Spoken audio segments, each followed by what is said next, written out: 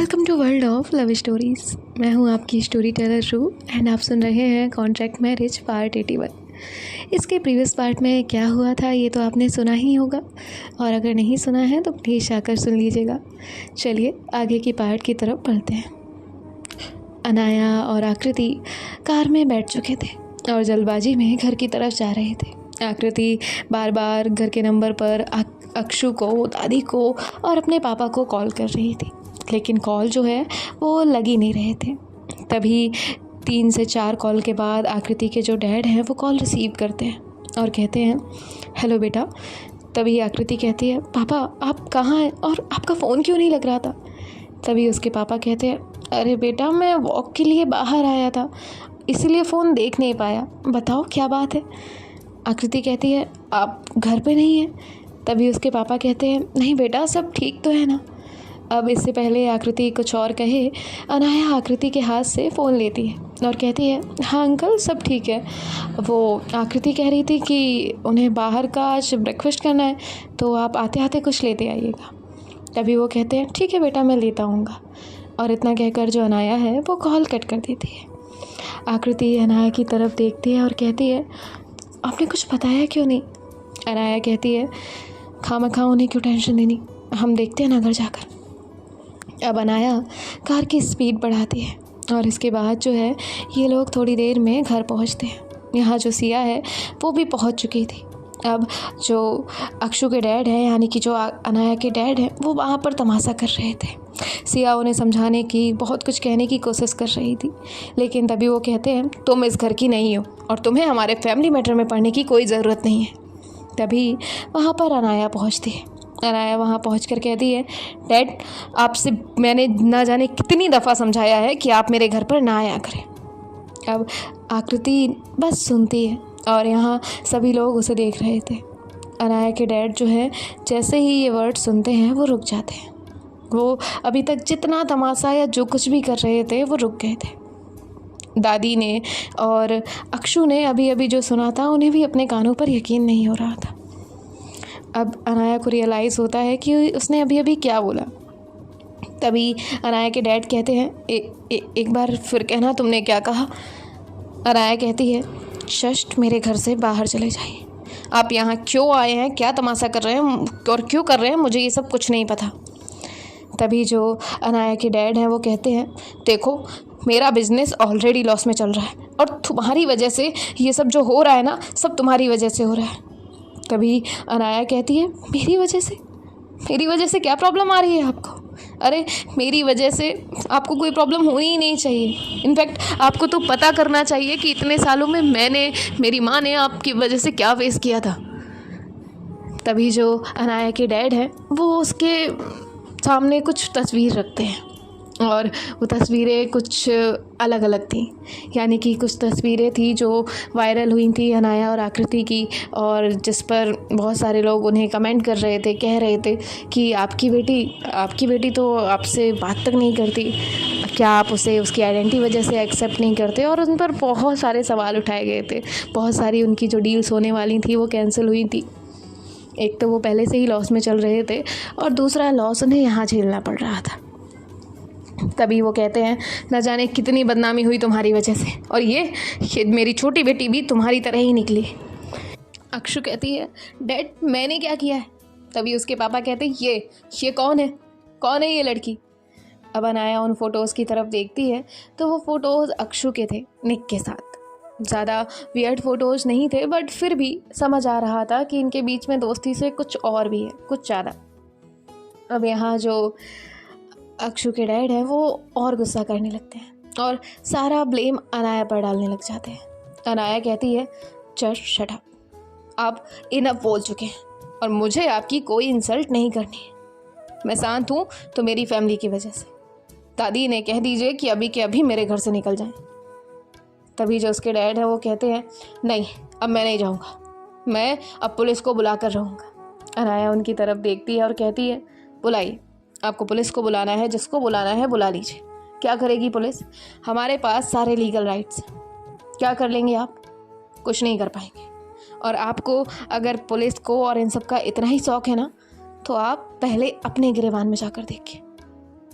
मैं आपसे बदतमीजी नहीं करना चाहती थी, लेकिन सॉरी, आपने ही मुझे मजबूर किया।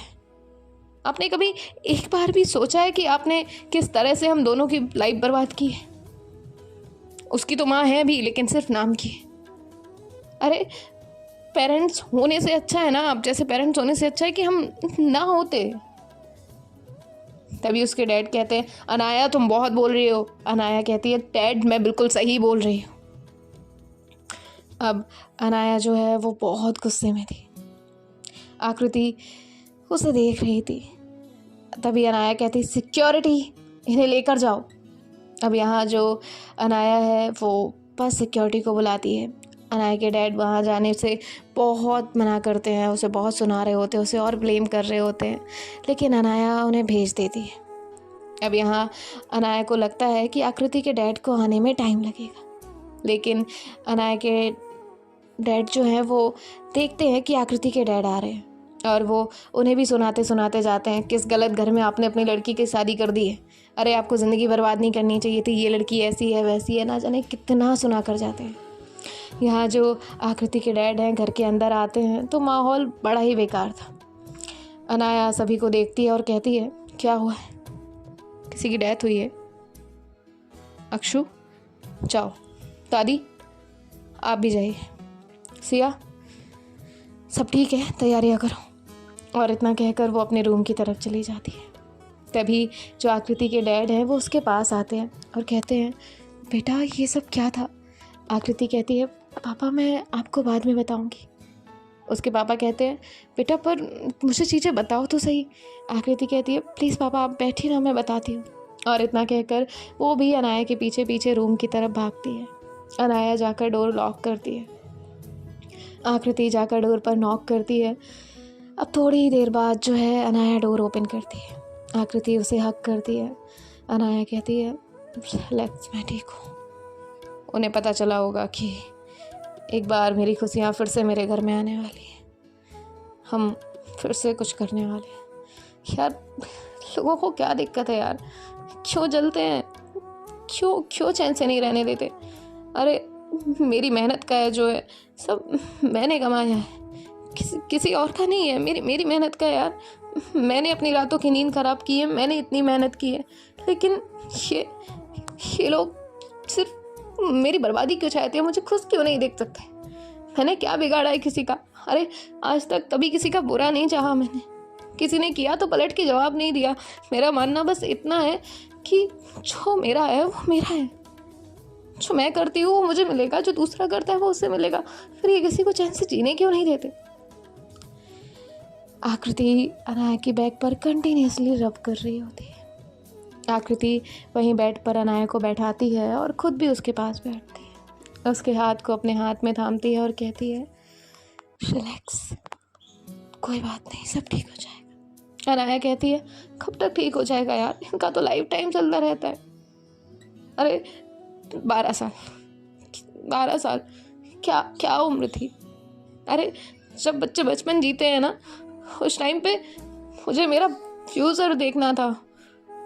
जब बच्चे खिलौने की डिमांड करते हैं ना, तब मुझे अपने पास खाने तक के कुछ नहीं था। मतलब मैंने मेरी माँ को कभी खुश नहीं देखा। मतलब मैं बता नहीं सकती, वर्स्ट फेस मैंने फील किया है। और माँ पापा क्या कैसा प्यार होता है, क्या बॉन्डिंग होती है, मैंने कभी कुछ नहीं देखा। और फिर भी जब कुछ है, कोई है जो मुझे प्यार करता है, कोई है जो मेरे साथ है, कोई है जो मुझे खुश देखना चाहता है, तो इस तरह करते हैं। क्यों मुझे खुश रहने का हक नहीं है क्या? क्यों मैं 2 पल सुकून के नहीं जी सकती? क्यों आकृति, क्यों? आकृति की आंखों से भी कंटिन्यूसली आंसू गिर रहे थे। आकृति के पास अनाया के उस क्यों का जवाब नहीं था। अब जो आकृति है वो अनाया से कुछ नहीं कहती, उसे अपने अंदर का पूरा जो कुछ भी था मन में सब बोलने देती है।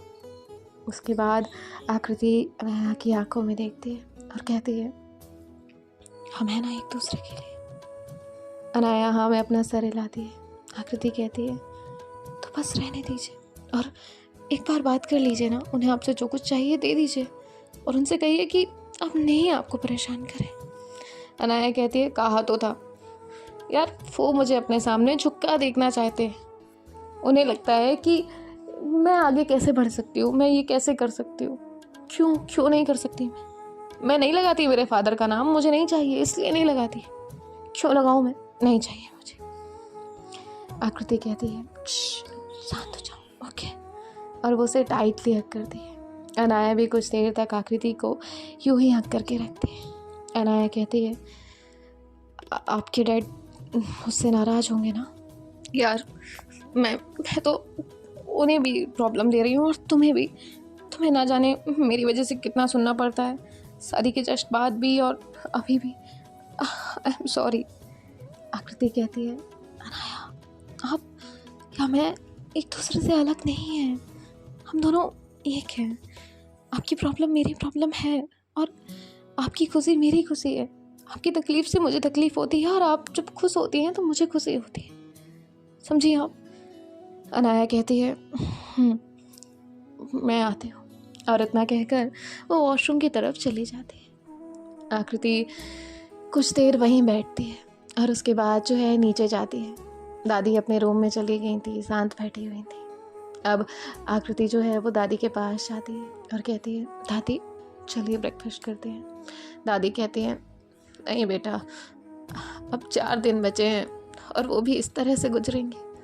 आकृति उन्हें समझाती है, मनाती है और उसके बाद जो है उन्हें लेकर जाती है।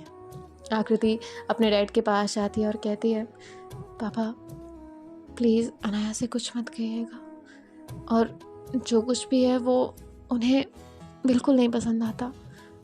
तभी आकृति के डैड कहते हैं, बेटा मैं समझता हूँ कि अनाया की इसमें कोई गलती नहीं रही होगी, उन्होंने तुम्हारी शादी के बाद भी ये तमाशा करने की कोशिश की थी, मुझे बाद में पता चला था।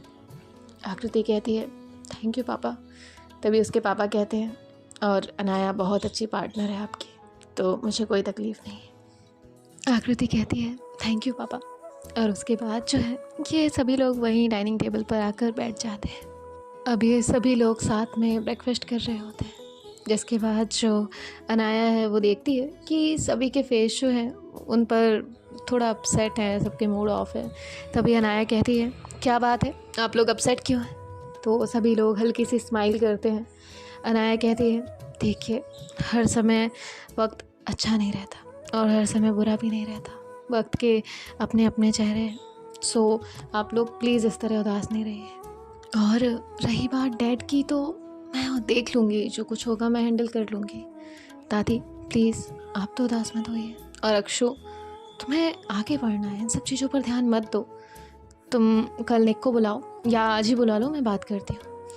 तभी जो अक्षु है वो कहती है, जी दी। और उसके बाद जो अनाया है वो आकृति के हाथ पर हाथ रखती है वहीं टेबल के नीचे से, और उसके बाद जो है उसे आँखों से काम रहने का इशारा करती है। और फिर ये सभी लोग जो है वो अपना ब्रेकफास्ट ख़त्म करते हैं। ब्रेकफास्ट ख़त्म करने के बाद जो अनाया है वो आकृति से कहती है, आप घर पे रहिए, मुझे कुछ काम है, मैं जाती हूँ। जिसके बाद जो है वो वहाँ से चली जाती है। अब अनाया जाती है और वहाँ पर जाती है जहाँ पर सिया सारा डेकोरेशन सब कुछ देख रही थी। अनाया कहती है, और तेरा क्या प्लान है, एटलीस्ट कुछ तो हो सकता है ना आज? सिया कहती है, अभी नहीं ना यार। तभी अनाया कहती है, क्यों नहीं, मैं कियारा से बात करूं? तभी जो सिया है वो कहती है, नहीं। अनाया कहती है, तो फिर किस बात का डर है, क्या तकलीफ़ क्या है तुम दोनों को? सिया कहती है, कोई तकलीफ़ नहीं है। अनाया कहती है, ठीक है, तो फिर मैं ना अभी शादी कैंसिल करती हूँ और तभी करूँगी जब तू करेगी। सिया कहती है, ये क्या बात होती है? अनाया कहती है, नहीं यही बात होती है, और रही बात आकृति की तो हम दोनों मैनेज कर लेंगे, हमारा क्या है, शादी तो वैसे भी हो चुकी है एक बार, दूसरी बार थोड़ा लेट कर लेंगे। सिया कहती है, तू नहीं मानेगी। अनाया कहती है, नहीं बिल्कुल भी नहीं, क्या प्रॉब्लम है, कहाँ दिक्कत आ रही है बता। तभी जो सिया है वो कहती है, वो कियारा। अनाया कहती है, एक सेकेंड। और उसके बाद जो अनाया है वो वहाँ से थोड़ा बाहर जाती है और कियारा के नंबर पर कॉल करती है। कियारा कॉल पिक करती है और कहती है, हेलो। तो तभी जो अनाया है वो कहती है, कहाँ हैं आप? कियारा कहती है, वो मैं ऑफिस में। तभी जो अनाया है वो कहती है, ओके, तो मैं आपको एक एड्रेस भेजती हूँ, वहाँ आ जाइए। कियारा कहती है ओके मैम। और उसके बाद जो अनाया है वो कॉल कट कर देती है। सिया कहती है यार तू मान क्यों नहीं रही। अनाया कहती है देख, शादी होगी तो अब साथ में होगी, वरना फिर मैं भी नहीं कर रही। सिया कहती है प्लीज़ सुन तो। अनाया कहती है नहीं सुनना मुझे। जिसके बाद जो है थोड़ी देर बाद कियारा वहाँ पर आती है। अनाया कियारा से कहती है आइए। अब कियारा एक नज़र सिया को देखती है और उसके बाद जो है अनाया को देखती है। उसे लगता है कि बात कुछ ज़्यादा ही सीरियस है। तभी जो कियारा है वो कहती है यस मैम। अनाया कहती है मैम छोड़ दीजिए, हम ऑफिस में नहीं हैं एंड मैम वाली यहाँ कोई बात नहीं है। आप बताइए, अगर सिया आपसे शादी करे तो आपको कोई प्रॉब्लम है, कोई एतराज़ है आपको? कियारा एक नज़र सिया को देखती है और कहती है नहीं। अनाया कहती है इसने कभी आपसे पूछा नहीं? कियारा कहती है एक बार पूछा था और मैंने मना किया था, उसके बाद तब से कभी नहीं। तभी जो अनाया है वो कहती है ओके, तो अगर आज या कल में शादी हो तो आप रेडी हैं? तो कियारा कहती है हाँ। सिया शॉक्ड होती है। अनाया कहती है एक बार फिर सोच लीजिए, लाइफ टाइम आप ये डिसीजन चेंज नहीं कर सकती। कियारा कहती है हाँ कभी नहीं। अनाया कहती है देखा कितनी सिंपल सी बात थी, सॉरी भाभी ये पूछ नहीं रही थी। कियारा उसे देखती है। सिया कहती तू तू इतनी जल्दबाजी। तभी जो अनाया है वो कहती है देख, ऐसे डर के नहीं रहना चाहिए, पूछ लेना चाहिए। एक बार मना किया तो इसका मतलब ये थोड़ी ना दोबारा भी मना करेंगी। अब वो वहाँ से थोड़ा सिया को साइड लेकर जाती है और कहती है घर का कुछ इशू है? सिया कहती है नहीं घर का कोई इशू नहीं है। अनाया कहती है ओके ठीक है, फिर जाओ सबको बता दो, कियारा को लेकर जाओ और मैं थोड़ा डैड का मैटर सॉल्व करके आती हूँ। सिया कहती है नहीं मैं तेरे साथ चलती हूँ ना। अनाया कहती है कहा ना तू जा, मैं देख लूँगी। तो सिया बहुत रेजिस्ट करती है लेकिन अनाया नहीं मानती और अनाया कियारा को भेज देती है। जिसके बाद जो अनाया है वो वहाँ से अपने डैड के घर जाती है। वहीं बाहर खड़े होकर सिक्योरिटी गार्ड से कहती है कि अपने सर को बाहर बुलाइए। सिक्योरिटी गार्ड जो है वो अंदर जाता है और बताता है कि अनाया आई है। तभी जो अनाया के डैड हैं वो कहते हैं फाइनली अब तो ये झुकेगी। अब जो अनाया है वो थोड़ा देर और इंतज़ार करती है। सिक्योरिटी गार्ड आता है और कहता है मैम वो आपको अंदर बुला रहे हैं। अनाया कहती है उनसे कहिए कि बाहर मिलने आए। अब सिक्योरिटी गार्ड फिर से जाता है, फिर से बताता है। तो अनाया के जो डैड है वो बाहर आते हैं और कहते हैं बोल क्या चाहिए। अनाया कहती है कुछ नहीं चाहिए, कुछ देने आई हूँ, ये ले लीजिए और हमेशा हमेशा के लिए मेरी लाइफ से दूर हो जाइए और बार बार मेरी लाइफ में इंटरफेयर करने की कोई ज़रूरत नहीं है। मुझे पता है आपको क्या चाहिए, ये लीजिए उसके पेपर्स और अगेन मेरी लाइफ में या अक्षु की लाइफ में इंटरफेयर मत करिए। आज से आपका और अक्षु का कोई रिश्ता नहीं है। आपकी बेटी है, मिलने आइए, बात करिए, कुछ भी करिए, बट आप उसकी लाइफ कंट्रोल नहीं कर सकते। वो अब इंडिपेंडेंट है, वो अपनी मर्ज़ी के मुताबिक अपनी लाइफ जी सकती है। और इतना कहकर अनाया उन्हें 2 पेपर्स देती है। एक वो पेपर्स जो प्रॉपर्टी उसकी थी बहुत पुरानी, उसकी दादी ने उसके नाम की थी वो, और दूसरे पेपर्स वो अक्षु के लीगली खुद के, कि उसकी रिस्पॉन्सिबिलिटी अब अनाया की रहेगी। अब उसके डैड जो हैं जैसे ही वो ज़मीन के पेपर्स देखते हैं वो बहुत खुश हो जाते हैं और उसके बाद जो है वो तुरंत ही अक्षु वाले पेपर पर साइन कर देते हैं। अनाया उनसे वो पेपर्स लेती है और उन्हें आखिरी वार्निंग देकर वहाँ से चली जाती है। अनाया के डैड की खुशी का कोई ठिकाना नहीं था। उन्हें वो गांव की प्रॉपर्टी जो मिल गई थी, उन्हें इसके अलावा कुछ नहीं चाहिए था। और उसके बाद जो है वो घर में बहुत खुशी से जाते हैं। अनाया वहाँ से निकलती है और उसके बाद जो है अपने घर पहुँचती है। घर पहुँचने के बाद सीधा दादी के रूम में जाती है। दादी के रूम में जाने के बाद जो है वो दादी के पास जाकर बैठ जाती है। दादी जैसे ही देखती है कि अनाया आई है, दादी उसके सर पे हाथ रखती है और कहती है बेटा क्या हुआ। अनाया कहती है सॉरी दादी, पर मैंने जो प्रॉपर्टी आपने मुझे दी थी वो मैंने उन्हें दे दी। दादी कहती है बेटा वो तुम्हारी थी, तुमने उसे क्यों दी। अनाया कहती है दादी मेरे लिए मेरी फैमिली से बढ़कर कुछ नहीं है, ये प्रॉपर्टी, ये पैसे, ये सब मुझे लेकर कहाँ जाने। मेरे लिए आप, अक्षु, आप सबकी सेफ्टी, बस यही मायने रखता है। वो इंसान पैसों के लिए कुछ भी कर सकता है, वो हमारी ज़िंदगी बर्बाद कर सकता है, तो वो सब कर सकता है। और मैं नहीं चाहती कि हमारी आने वाली लाइफ में उनका साया तक हम पर पड़े। तो बस आप मुझसे नाराज़ तो नहीं है ना? दादी उसके सर पे हाथ रखती है और कहती है नहीं, बिल्कुल भी नहीं। और उसके बाद जो है वो अनाया के फोरहेड पर किस करती है। फिर अनाया कहती है ऐसे आपको एक और न्यूज़ दूँ?